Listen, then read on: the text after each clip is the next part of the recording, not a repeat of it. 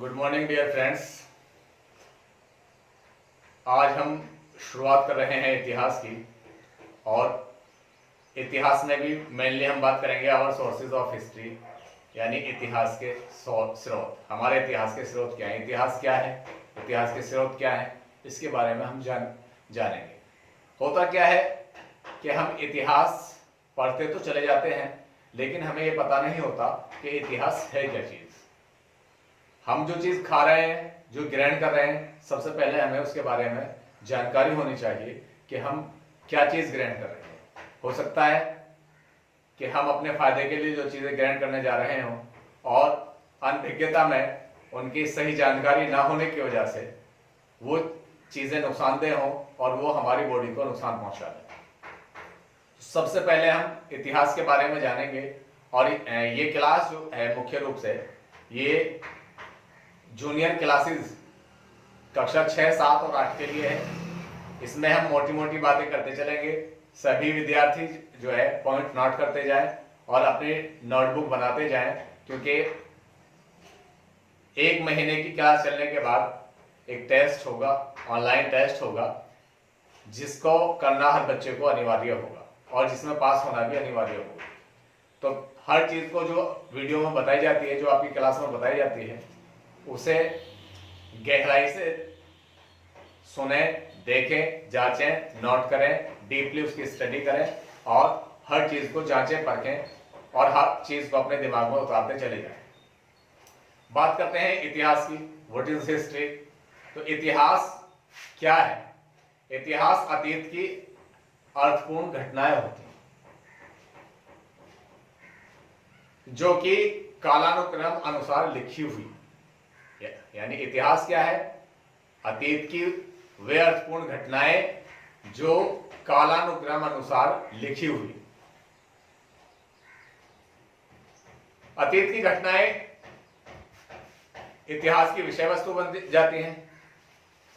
मानव विकास के जो कहानी है उसका लिपिबद्ध विवरण ही इतिहास है। यानी मानव सभ्यता किस तरह से ये स्पीड होती गई, फैलती गई, मानव ने विकास कैसे किया, मानव का विकास कहां से हुआ और किन किन चीजों पर वो अपने चारों तरफ निर्भर रहा, इन सबका लिखित विवरण जो है वो इतिहास है। हालांकि जिस काल का लिखित विवरण नहीं है वो भी इतिहास है, लेकिन जो हमारे पास लिखित में मौजूद नहीं है उसे प्रागैतिहासिक काल हम कहते हैं, यानी लिखित विवरण से पहले का काल, पहले का इतिहास। इतिहास तो मेनली अगर हम लेंगे तो लिखित विवरण ही इतिहास होता है। जिसका लिखित विवरण नहीं, प्रागैतिहासिक काल है वो, यानी इतिहास से पहले का काल, वो काल जिसका हमारे पास लिपिबद्ध कोई विवरण नहीं है, जो लिखित रूप में हमारे पास मौजूद नहीं है। प्राचीन काल में मानव जब लिखना पढ़ना नहीं जानता था, उस काल के मानव का विकास का कोई लिपिबद्ध विवरण प्राप्त नहीं था। इतिहास लेखन के प्रारंभ होने से पहले का काल, मोटी मोटी बातों में अगर हम समझें तो इतिहास लेखन के प्रारंभ होने से पहले का काल प्रागैतिहासिक काल कहा जाता है। और जिस काल का लिखित विवरण हमारे पास है वो इतिहास है। दो चीजें हमने देखी हैं यहां। जिस काल का लिखित विवरण हमारे पास है वो इतिहास है, और जिस काल का लिखित विवरण हमारे पास नहीं है वो इतिहास से पहला यानी प्रागैतिहासिक काल। दो चीजें हम समझ चुके हैं, इतिहास और प्रागैतिहासिक काल। मोटा मोटा और समझ लें कि इतिहास क्या है। अभी हमने बात करी कि इतिहास पुरातन काल से वर्तमान तक की, पुरातन काल से वर्तमान तक की मानव के विकास की कहानी है।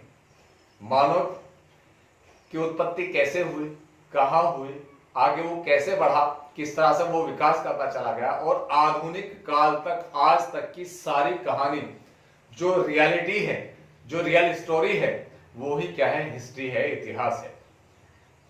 अभी हमने बात करी थी कि इतिहास अतीत की कालानुसार घटी महत्वपूर्ण घटनाओं का उल्लेख है। कालाक्रम के अनुसार इतिहासकारों ने इतिहास को 3 विभिन्न कालों में विभाजित किया है। कितने भागों में विभाजित किया है? 3 विभिन्न कालों में विभाजित किया है। नंबर 1 प्राचीन इतिहास, प्राचीन काल भी जिसे हम बोलते हैं। नंबर 2 मध्यकालीन इतिहास और नंबर 3 आधुनिक इतिहास। तो इन 3 भागों में विभाजित किया है। ये 3 काल जो है मुख्य हैं। क्या क्या है फिर समझ लें, फिर सुन लें। प्राचीन इतिहास, नंबर 1 प्राचीन इतिहास, नंबर 2 मध्यकालीन इतिहास और नंबर 3 आधुनिक इतिहास। इतिहास में हम प्राचीन काल से वर्तमान काल तक की महत्वपूर्ण घटनाओं के विषय में पढ़ते हैं। मोटी मोटी बात अगर हम लें तो वो महत्वपूर्ण समय जिसमें कोई महत्वपूर्ण घटना घटी हो और उसका हमारे पास लिखित विवरण हो, वही इतिहास है।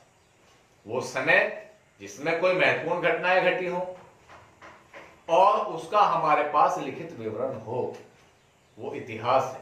और उसे 3 भागों में इतिहासकारों ने विभाजित किया, जिनके बारे में अभी हमने बात की। प्राचीन इतिहास, मध्यकालीन इतिहास और आधुनिक इतिहास। इतिहास का क्षेत्र बहुत स्प्रेड है, बहुत विस्तृत है, क्योंकि इतिहास को जब हम पढ़ने के लिए बैठते हैं तो उसका संबंध साइंस से भी होता है, उसका संबंध मैथ से भी होता है, उसका संबंध बायोलॉजी से, फिजिक्स से, केमिस्ट्री से भी होता है, उसका संबंध पर्यावरण से भी, मेनली पर्यावरण से होता है। भौगोलिक क्षेत्र को जब हम किसी को भी पढ़ते हैं तो सारी चीजों से उसका संबंध होता है। तो इसका इतिहास का जो क्षेत्र है वो बहुत विस्तृत है, इसे हम बाउंड नहीं कर सकते हैं। तो एक बात ये समझ में आई कि इतिहास का सारे विज्ञानों से संबंध है और इसका जो क्षेत्र है वो बहुत विस्तृत है। क्यों है? क्योंकि इसमें मानव जीवन से संबंधित सभी पहलुओं का अध्ययन किया जाता है। मानव जीवन का कोई भी पहलू ऐसा नहीं है जिसे इतिहासकारों ने छोड़ा हो या जिसमें इतिहास जिसका विवरण हमें ना मिलता हो। मानव जीवन का कोई भी पहलू ऐसा नहीं है जो इतिहास में ना मिलता हो। बच्चे का विकास तक भी जो हम साइकोलॉजी में पढ़ते हैं वो भी हम हिस्ट्री में पढ़ते हैं, जानते हैं कि कैसे उसने तरक्की की है, कैसे उसने अपना विकास किया है। ये मानव सभ्यता के विकास की कहानी है।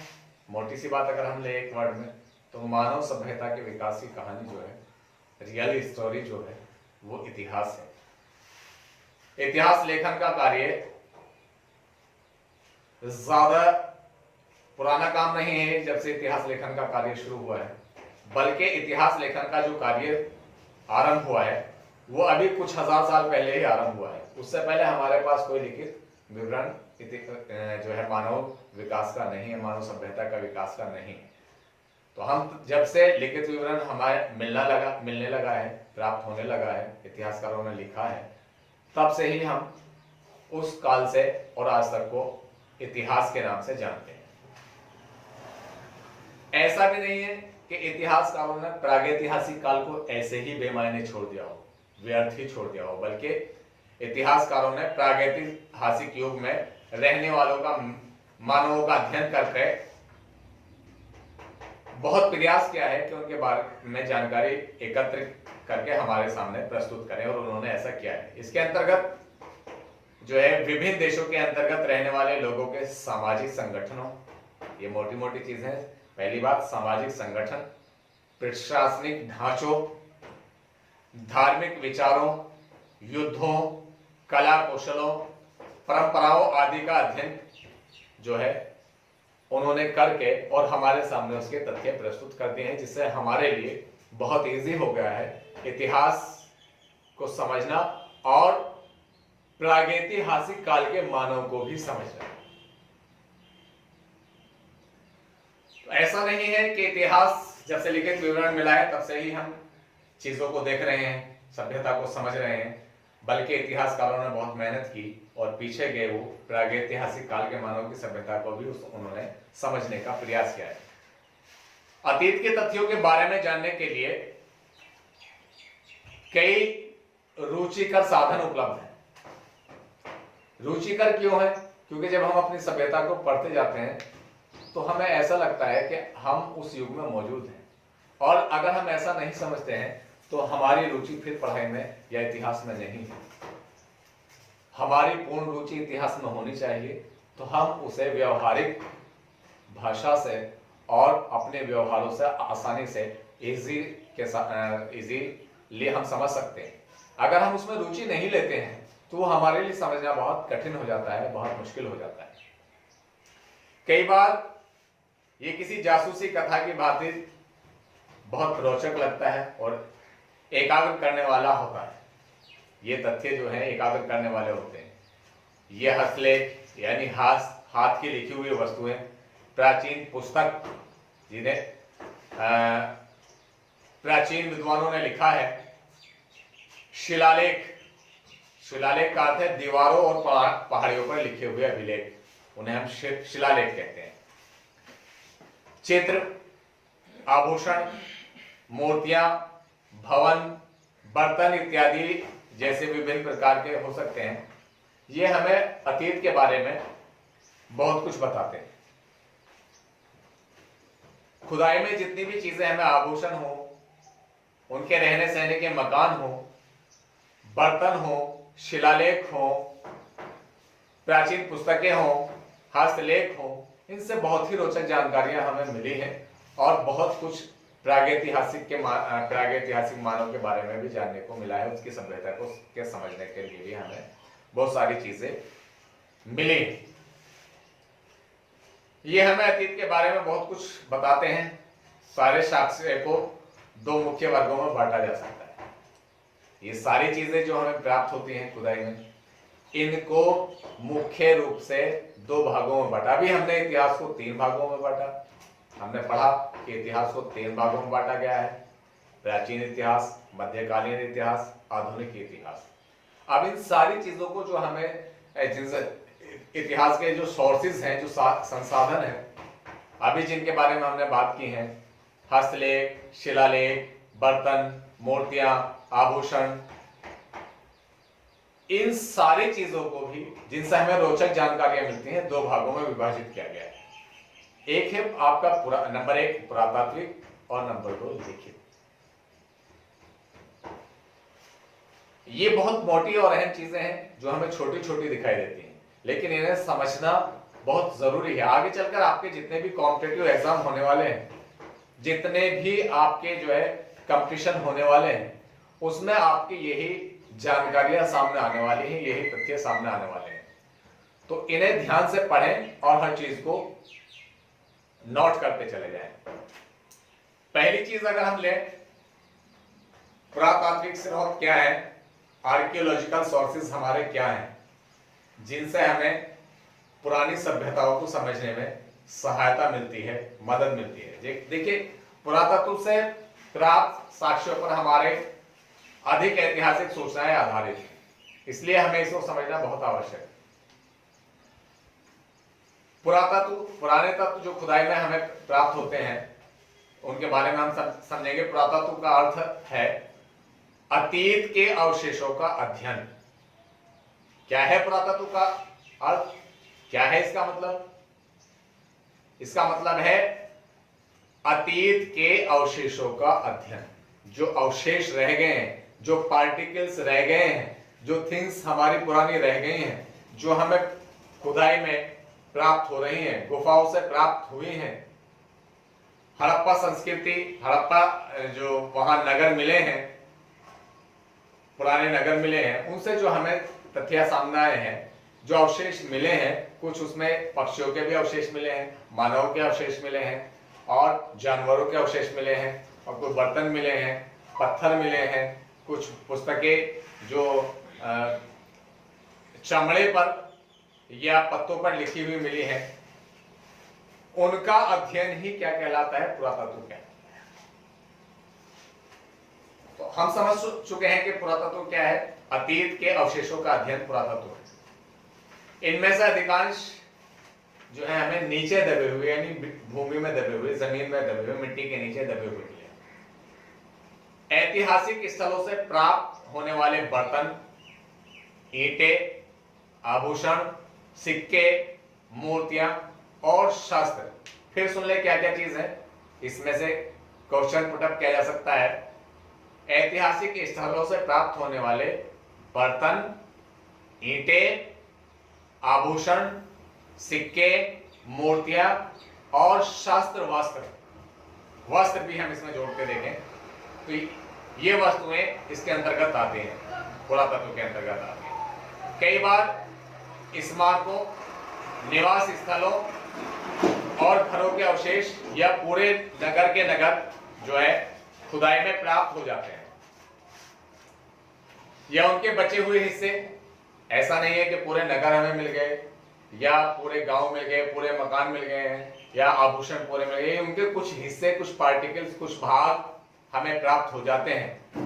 भवन में हमें आदिकाल के जीवन का बहुत ही अच्छा ज्ञान प्राप्त होता है भवनों से, जो हमें भवन प्राप्त हुए हैं वहां से कि कैसे कैसे वो रहते थे, कैसे स्नानागार होते थे उनके, कैसे जो है गलियां होती थी, कैसे रास्ते होते थे जो एक दूसरे को समकोण पर काटते थे, कैसे पानी के निकास की व्यवस्था होती थी। तो ये सारी जानकारियां हमें भवनों से मिल जाती हैं। मानव कंकाल के बचे हुए भाग हमें हजारों वर्ष पूर्व वाले मानव के अस्तित्व से परिचित कराते हैं।